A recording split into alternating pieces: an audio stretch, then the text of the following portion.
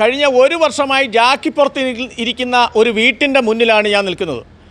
ഹൈവേയിൽ നിന്നും വെള്ളം ഒലിച്ച് വീട്ടിലോട്ടിറങ്ങുമ്പോൾ അത് അല്പം പിറകിലോട്ട് മാറ്റിവെച്ച് അത് ഉയർത്താൻ വേണ്ടി ശ്രമിക്കാൻ തുടങ്ങിയ 88 വയസ്സുള്ള 74 വയസ്സുള്ള രണ്ട് വൃദ്ധരായവർ അവർ റിട്ടയർഡ് ആയപ്പോൾ കിട്ടിയ പൈസയും ബാങ്ക് ലോണും എടുത്ത ഒരു വീട് പൊളിച്ചു കളയാനോ അവിടെ താമസിക്കുന്ന ബുദ്ധിമുട്ട് കാരണം ആ വീട് അല്പം ഉയർത്തിക്കൊണ്ട് പുറമോട്ട് മാറ്റി വെക്കാൻ വേണ്ടി ഒരു ശ്രമം നടത്തിയതാണ്.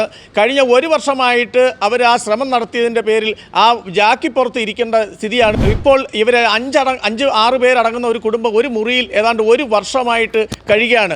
ഇതിനൊരു കാരണക്കാരൻ മറ്റാരുമല്ല, അദ്ദേഹത്തിൻ്റെ ഇളയ മകനായ ഈ സഹോദരൻ ആയിട്ടും ഇളയ മകനും അദ്ദേഹത്തിൻ്റെ മറ്റൊരു മകനായ സഹോദരനും തമ്മിലുള്ള ഒരു തർക്കത്തിൻ്റെ പേരിൽ, കോടതി വ്യവഹാരത്തിൻ്റെ പേരിൽ ഈ ഒരു വീട്ടിൽ ഈ ഒരു മുറിയിൽ ഏതാണ്ട് 5ഓളം പേര് ഒരു വർഷമായിട്ട് തിങ്ങിക്കഴിയാണ്.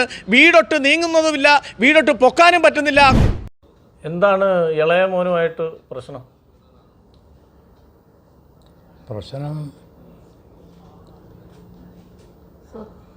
സ്വത്തിൻ്റെ മാത്രമേ ഉള്ളൂ, അല്ലാതെ അതിനു വേണ്ടി ഒന്നും ചെയ്യാതെ ഞങ്ങളെല്ലാം ഇത്രയും സൃഷ്ടിച്ച് വലുതാക്കി ഉദ്യോഗം മേടിച്ചു കൊടുത്ത് അവിടെയൊക്കെ അവൻ നേടി നിൽക്കുകയായിരുന്നു.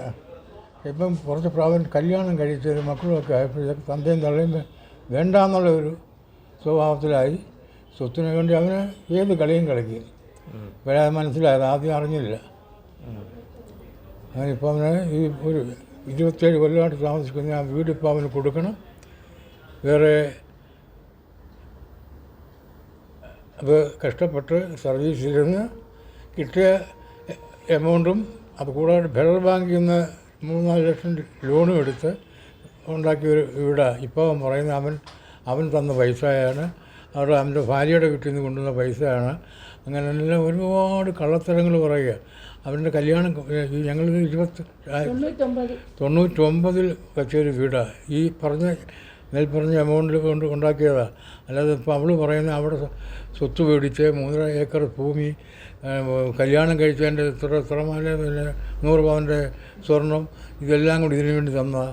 അവനാണെങ്കിൽ വേറെ കഷ്ടപ്പെട്ട് അവൻ്റെയും പൈസ ഇതിലുണ്ട്.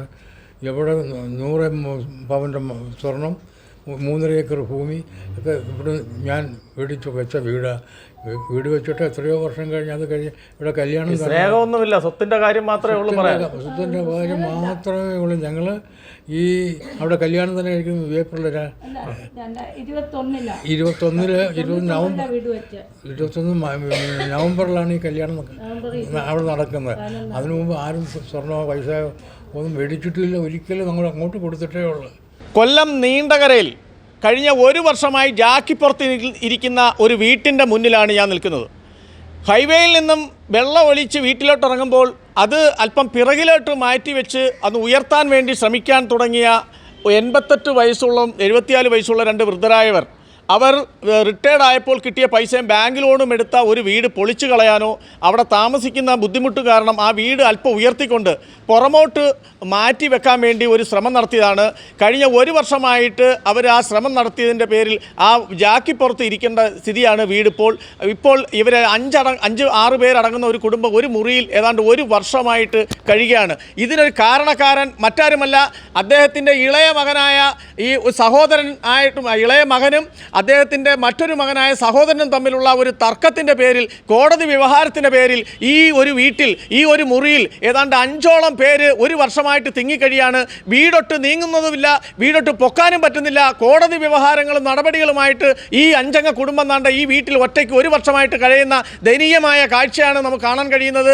വളരെ വർഷങ്ങൾ ജോലി ചെയ്ത കിട്ടിയ റിട്ടയർഡായ പൈസ കൊണ്ട് അവർ വെച്ച ആ വീടിൻ്റെ ആ ഗൃഹാതുരത്വം പേറാൻ വേണ്ടി അത് പൊളിച്ചു കളയാനൊരു മനസ്സനുവദിക്കാത്ത കൊണ്ടാണ് അവർ ഈ വീട് ഇങ്ങനെ അല്പം മാറ്റിവെക്കാൻ ശ്രമിച്ചത്. പക്ഷേ അതിന് തടസ്സം നിൽക്കുകയാണ് സ്വന്തം മകൻ. ഇളയ മകനാണ് സ്വന്തം അമ്മയെ ഇവിടെ വീട്ടിൽ കയറി മർദ്ദിക്കുകയും അദ്ദേഹത്തിൻ്റെ കൈ തല്ലി ഒടിക്കുകയൊക്കെ ചെയ്യുന്ന ഒരു അവസ്ഥയാണ്. പരാതികൾ പറഞ്ഞിട്ടും കേസും വ്യവഹാരങ്ങളും നടപടികളുമായിട്ട് മുന്നോട്ട് പോയിക്കൊണ്ടിരിക്കുകയാണ്. ഇതാണ് ഈ നീണ്ടകരയിൽ കാണാൻ കഴിയുന്നത്. അമ്മയ്ക്ക് എത്ര മക്കളാണ്? 2 പേര്. 2 ആൺകുട്ടികളാണോ? അപ്പോൾ എത്ര വയസ്സ് ഇതുണ്ട്? ഒരാൾക്ക് 55 വയസ്സ്, ഒരാൾക്ക് 53 വയസ്സ്. എന്താണ് കൈക്കെന്ത് സംഭവിച്ചു? ഇളയ മോന് തിരിച്ചതാ, കൈ പിടിച്ച് തിരിച്ച്. എന്ത് കാരണം? എന്ത് കാരണം സ്വത്തിന് വേണ്ടിയിട്ട്. സ്വത്ത് വേണം. ഈ വീട് നമ്മൾ ഇങ്ങനൊന്ന് മാറ്റി പുറകിലോട്ടാക്കാൻ നേരത്ത് അതിനും സ്റ്റേ കൊടുത്തിട്ടേക്കാ. എത്ര വർഷമായി? ഇപ്പോൾ 1 വർഷമാവുന്നു. 1 വർഷമാവുന്നു. ഇപ്പോൾ 1 വർഷമായിട്ട് ജാക്കിപ്പുറത്തിരിക്കുക വീട്. ജാക്കി നമുക്ക് ഒറ്റ മുറിയിൽ ഇപ്പോൾ എല്ലാവരുമായിട്ട് എത്ര അംഗങ്ങളുണ്ട്? 5 പേര്. 5 പേരും കൂടെ ഈ ഒരു വീട്ടിൽ നിന്നിപ്പോൾ ഒരു ഒറ്റ മുറിയിൽ കഴിയേണ്ട ഒരു അവസ്ഥ ഉണ്ടാക്കിയിരിക്കുക. ഈ അനിയൻ ഒറ്റ ആൾ ഇങ്ങനെ ഒരു ഇടപെടൽ നടത്തിയോണ്ടാണ് അങ്ങനെ സംഭവിച്ചത്. അല്ലേ വീടെല്ലാം അവന് കൊടുക്കണമെന്നാണ് അവൻ പറയുന്നത്. ഞങ്ങൾ 27 കൊല്ലം താമസിച്ച വീടാണ്. ഞങ്ങൾ ലോണും 3 ലക്ഷം ഫെഡറൽ ബാങ്കിൽ നിന്ന് ലോണും റിട്ടയർഡായ പൈസയും കൊണ്ട് വെച്ചതാണ്. അതിപ്പോൾ എങ്ങനെ കൊടുക്കും?